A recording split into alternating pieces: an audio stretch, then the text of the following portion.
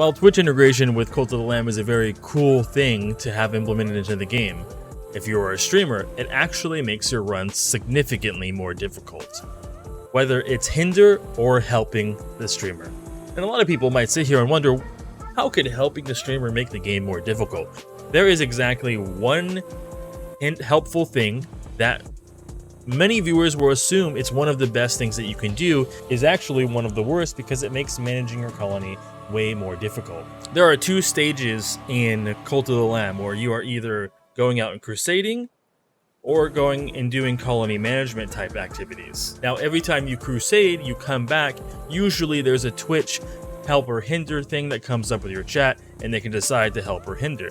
If you have a chat that mostly helps, they're going to go and have 3 choices to do to help you in your colony management. And one of those choices is resurrect a follower. And while it may seem like a very good thing for your chat to do, it is not. And the reason for that is because having more people in your colony make it more difficult to manage. You have to feed more people get sick, and more people end up dissenting, and it just leads to, when a bad thing does happen, that bad thing is far, far worse. Normally when you do a run, you maybe get 1 follower.